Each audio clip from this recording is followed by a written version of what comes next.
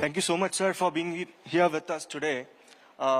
We have seen multiple, initiatives by Maharashtra government in which crackdowns have been taken place on cyber crimes and illegal betting and gambling platforms, especially operating in the state of Maharashtra. Thank you so much, sir, for being with us.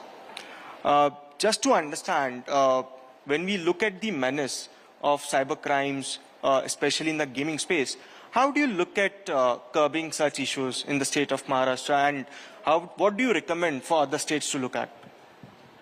First of all, I think, as it has been discussed in the earlier sessions also, there needs to be one uniform policy across all states. So if you see gambling and by definition portions of real money games are regulated by the Indian Gambling Act of 1850s vintage. Right. Now the irony is that gambling becomes a state subject and each state then can have a regulation for that.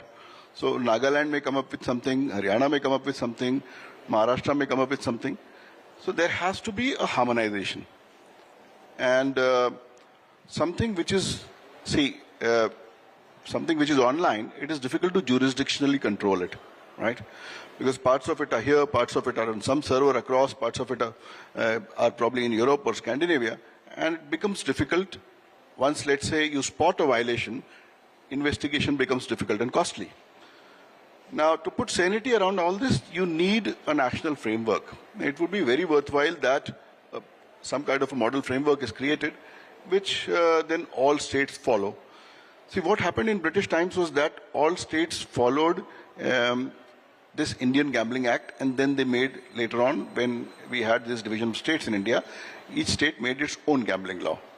So it acted like a model act, and generally it is same section by section. But it's time that we understand that online gaming is very different, and it needs to have its own act. And hence, one should start with a harmonization of laws. So that is why there's a regulatory control by the central government, and wherein there are aspects which are very different with state governments. Rather than having this patchwork of governance, it should have one at least unified law across all country. So when we talk about Maharashtra police, Mumbai is a major city wherein we look at, and Pune. How do you look at curbing down on cyber crimes? We see a lot of reforms taking place in the state of Maharashtra.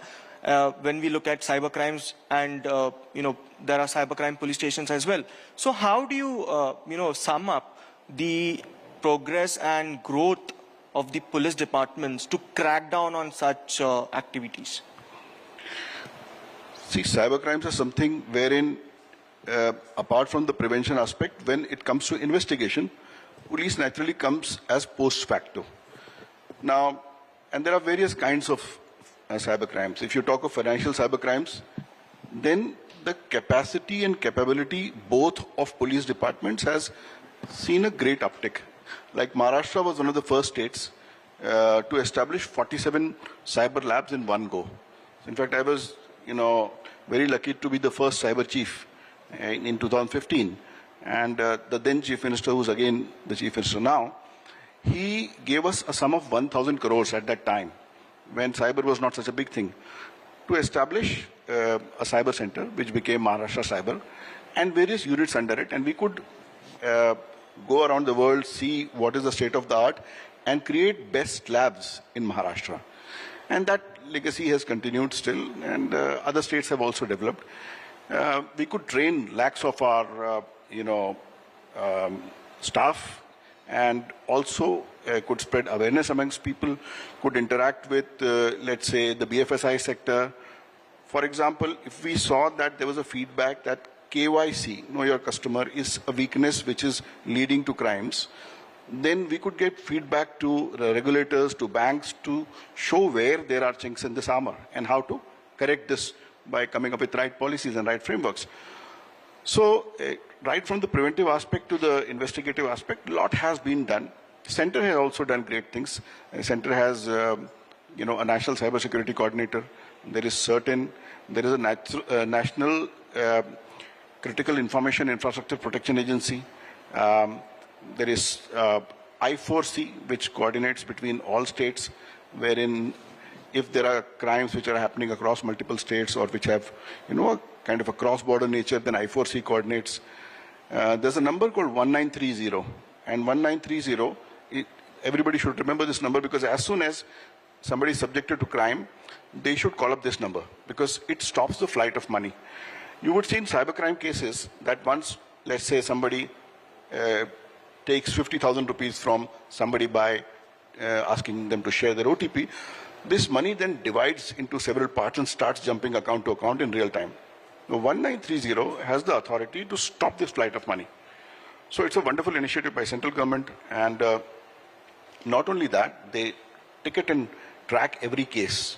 And there's a dashboard wherein outcomes are measured and states are given feedback on response times, and they have stopped a lot of money from flying away. Because cybercrimes are complex and they have various parts. I mean, somebody is doing the phishing, somebody is a money mule, somebody is operating these networks, somebody is making malware, right? So it's difficult to kind of deal them individually. 1930 stops the money from going anywhere, because generally in crime we say follow the money, so it freezes the money. Also, cybercrime.gov.in is an online portal where if you have been a victim, you can register your complaint, even anonymously.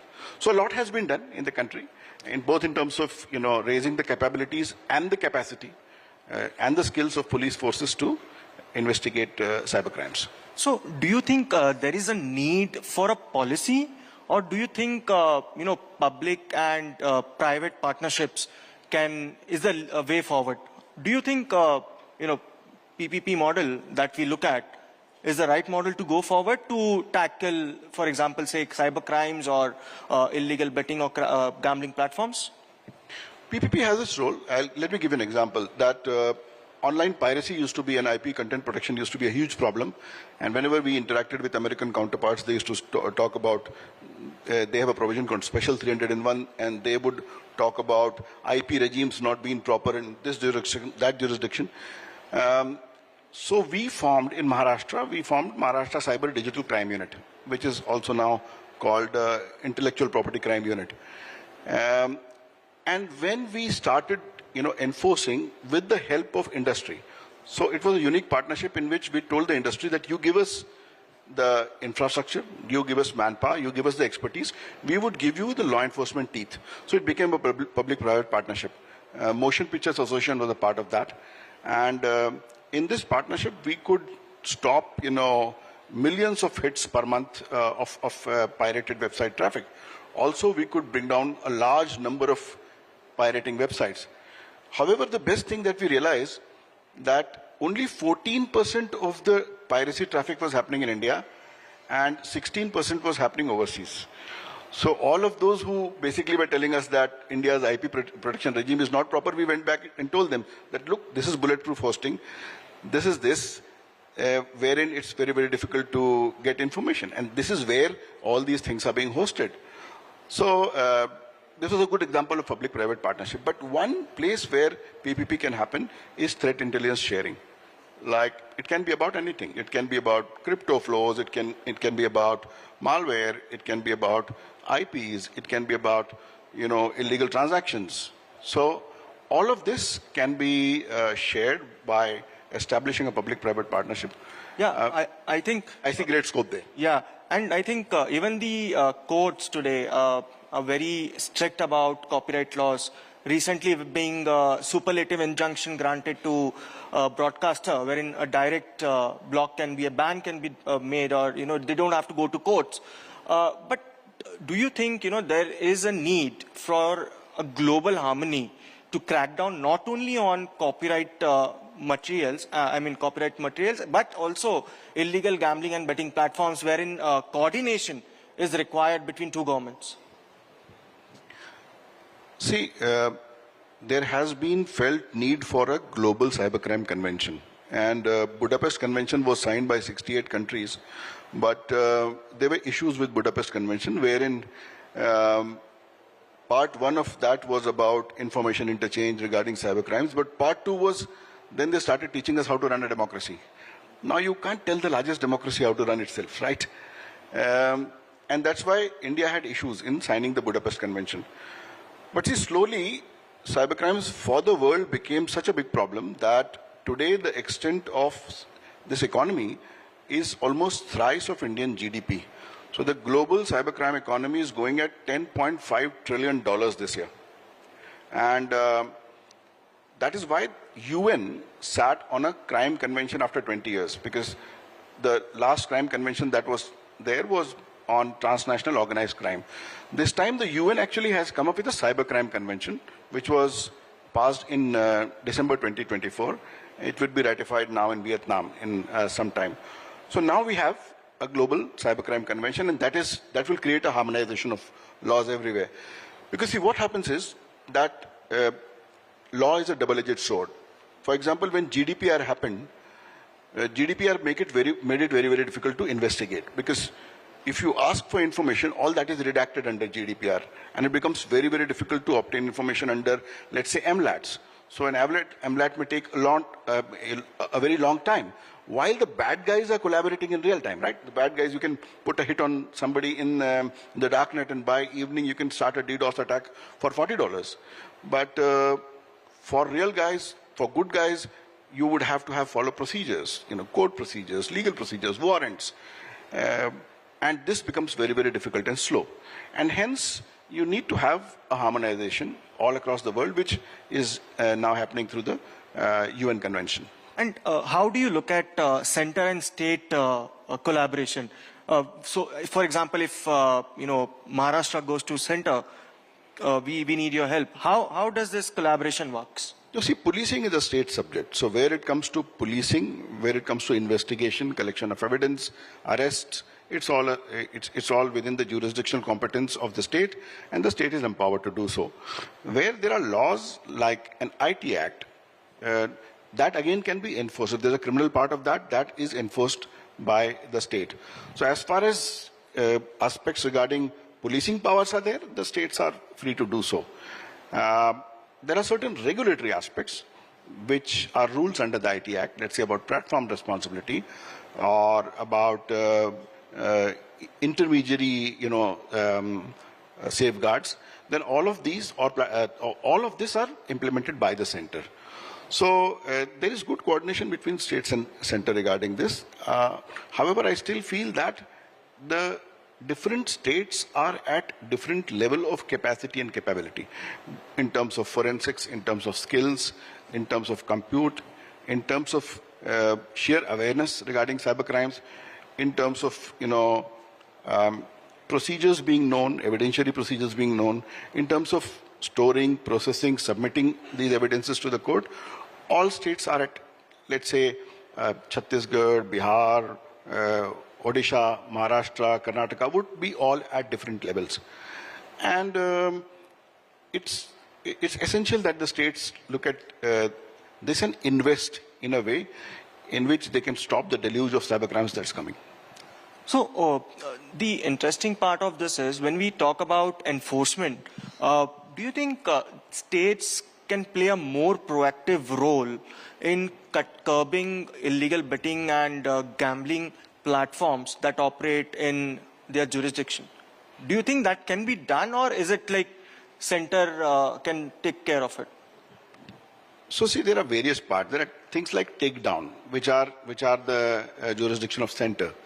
So their coordination is needed. But if there is something physical which is happening there, then that can be handled by the states. However, if the states during an investigation find that here is an illegal app, which is transacting money in this way, which violates all these laws, including money laundering.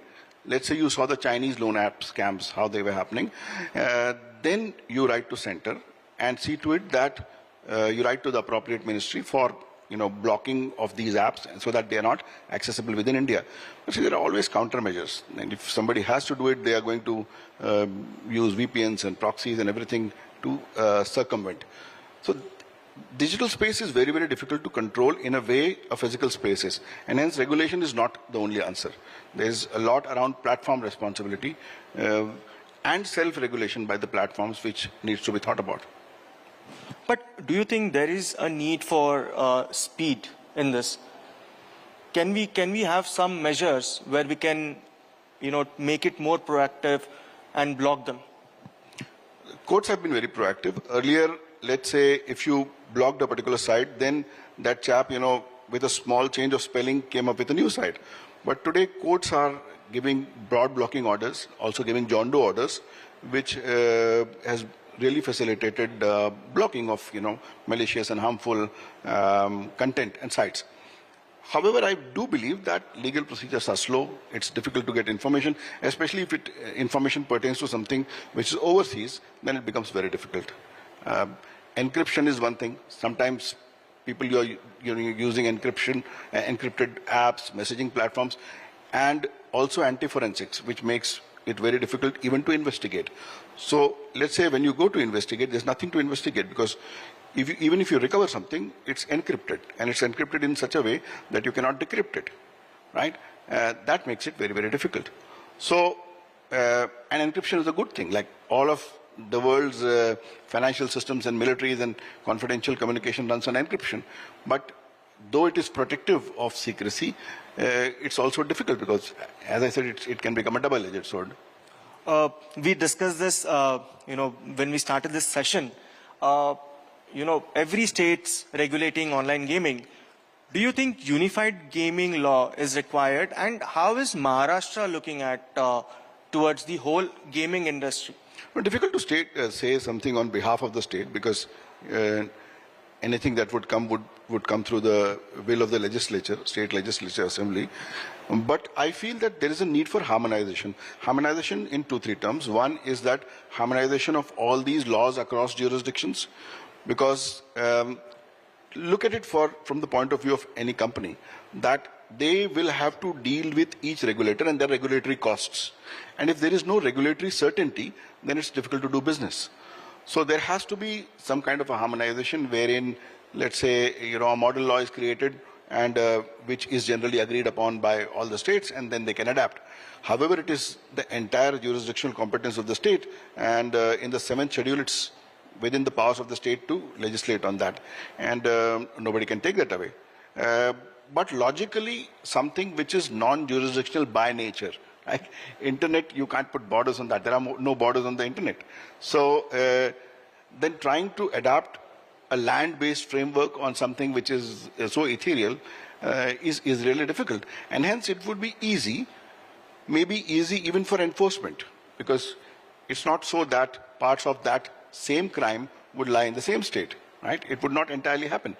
I mean, something like a physical thing like a murder, most of the parts of that offense and its investigation lie in that one place. But something which is online, it's all over the place. You don't even know where the server is, where the backup is, where it's being transmitted from, where the cloud is. So I believe that, and I reiterate this, there's a harmonization of laws and regulations between the states, and also in line with what the center is thinking. The center may, let's say, take a developmental approach to this and say that we have to encourage a particular sector. You saw that Waves 2025 was held in Mumbai, and Honorable Prime Minister also said, and they also had a gaming arena there where large platforms participated. And Maharashtra itself wants to be the gaming capital of India.